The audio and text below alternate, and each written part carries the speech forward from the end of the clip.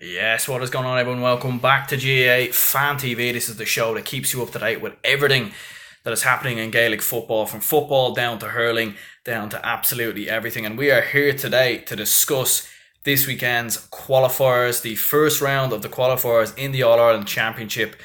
And of course, they will be battling it out to stay in the championship and make it through to round two. And of course, some of them we'll be hoping that potentially they can go all the way to their Super 8s championship and, really take things from there. And of course, we will be talking a bit extensively about Monaghan versus Fermanagh.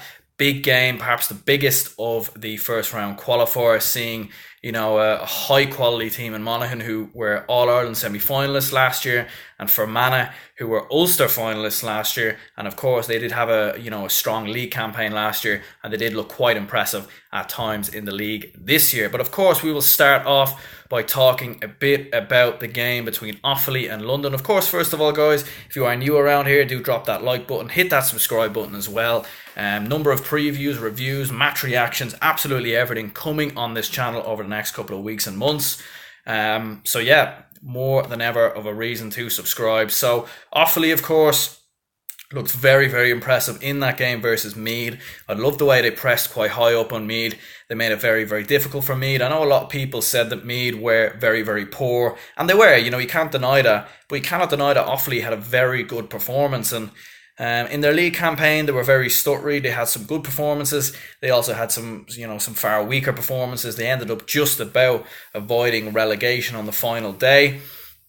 And of course, looking at Offaly going up against London, should be a straightforward win for Offaly, of course, playing this game in Tullamore, so they'll be playing it at home. Very impressed with Noel McNamee in that game versus Meath. He hit, I think, 6 points in that game, a couple of frees as well. So highly impressed with him.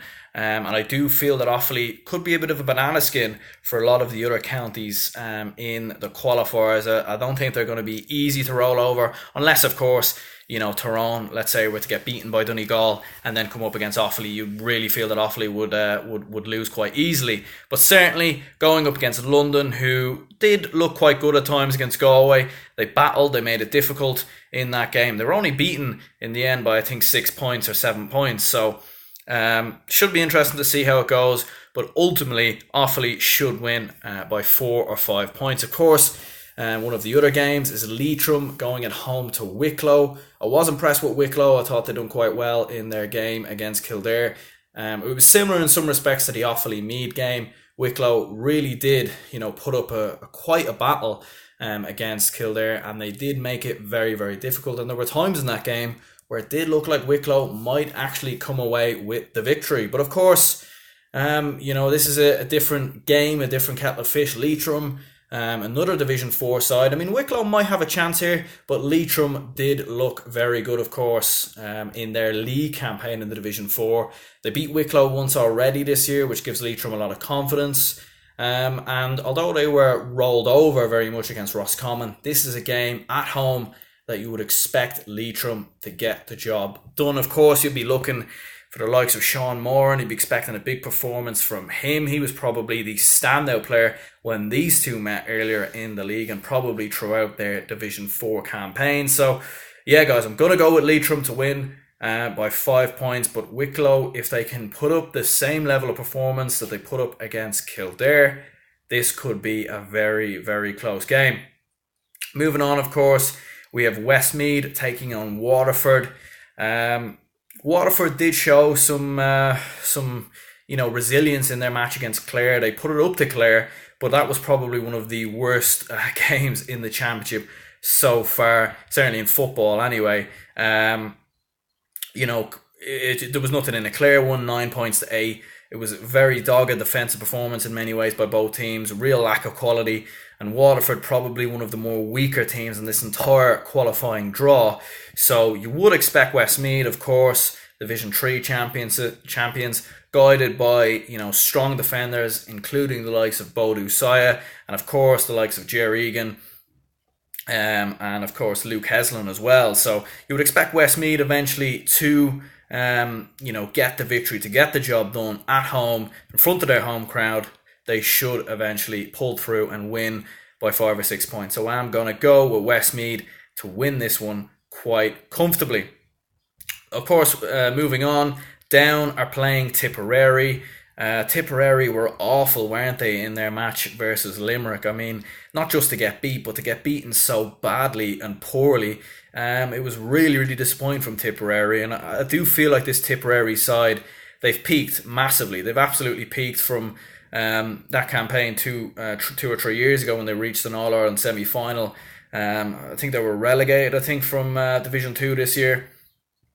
And of course, they are very much on a bit of a free fall, coming up against the downside. That looked very, very impressive in their game against Armagh. Could have easily went either way. Of course, I do feel like Tipperary do have high quality players in Conor Sweeney and Michael Quinlivan, but those players just haven't shown up enough for Tipperary over the past year or so. So I am going to go with Down to eventually see off Tipperary by a couple of points. Moving on, of course, we have Louth, who will be facing Antrim.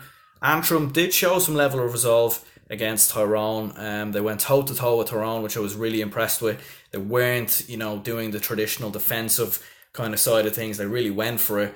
And they had 2 goals to show for it. And, impressed with Antrim. But, of course, they are coming up against Louth, who, are a very good side without a doubt. Division 3, they were kind of inconsistent in many ways. I was impressed with them when they took on Wexford. But of course, against Dublin, they were never really going to do anything here, were they? I mean, 26 points might seem like a lot, but they may not be the only county this year to be beaten to that extent by the Dubs. So, yeah, I am expecting Louth to win. Who knows? There could be an upset. There could be a surprise. Should be a good game of football. Louth were one of the highest scoring teams in Division 3 in the league earlier this year. So I am expecting a good game of football and eventually expecting Louth to go ahead and pull through. Monaghan, of course, then Fermanagh. Let's talk a bit about that. I don't think I'm missing any other games. If I am, it will come to me and we'll talk a bit about it. But Monaghan are playing Fermanagh. Huge game, of course, for these two counties. Monaghan, beaten, of course, by Cavan. They were really poor in that game. And they've had a really poor year, finishing down near the bottom of Division 1. They managed to avoid relegation, but ultimately had quite a poor campaign in the overall spectrum of things. Fermanagh, of course, on the other hand, showed some level of resolve so far this year, but we do know that Fermanagh are probably the most defensive side, you would have to say, in the entire championship. They are quite a defensive team. There's absolutely no doubt about that. I've just remembered the other game now, Wexford versus Derry. We'll talk about that in just a moment. But Monaghan should go ahead and beat Fermanagh at home. I'm expecting to see a lot more from Conor McManus. I'm hoping to see more from Fermanagh as well. I don't want to see this entire defensive display. And, one thing we do know is that with these two counties, they're both going to be in it going into the closing stages. There's absolutely no doubt about it. There'll only be 2 or 3 points going into the closing stages. But of course, ultimately, you would eventually have to fancy Monaghan at home, playing in Clones. So they should go ahead and get that result and get that victory. So yeah, I'm going to go with Monaghan eventually to see off Fermanagh by 2 or 3 points. Of course, though, let's not forget that Fermanagh beat Monaghan in the championship last year in the Ulster Championship. So anything is possible. But I would just be very surprised if it wasn't Monaghan who went ahead and got the victory. Of course, finally then Wexford and Derry. Wexford, of course, for me, probably one of the more weaker sides in this entire championship, in my opinion. I'd be very surprised to see Wexford do anything in this game. Home against Derry, who, of course, won Division 4, beat Wexford earlier in the year as well. And, of course, Derry showed a lot of strength against Tyrone. It was a close game at times. Derry were leading going into the final, 10-15 minutes of that.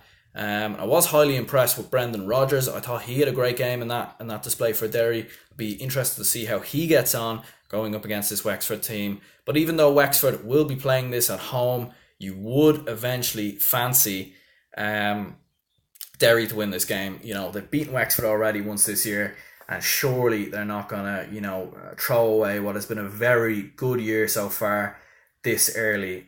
So yeah, I'm going to go with Derry to win the game by 5 or 6 points. But of course, there will be some surprises, there will be some closer games, and of course, there is always shocks in every element of sport, and not just in Gaelic football or hurling. So yeah, guys, that has been my preview for some of this weekend's games. Of course, I'm not going to know every ounce of every team. It's very hard sometimes to find out the relevant details about some of the smaller countries, like your Antrums, like your Wicklow's. I do think that the proposition of a Tier 2 championship will change that, and we'll get to see a lot more from some of the weaker counties. But we won't discuss that now, of course. That is going to be the end of the video, guys. Do let me know down in the comments below what you think. And yeah, guys, I will catch you all for some match reactions to these games. And yeah, catch you all next time.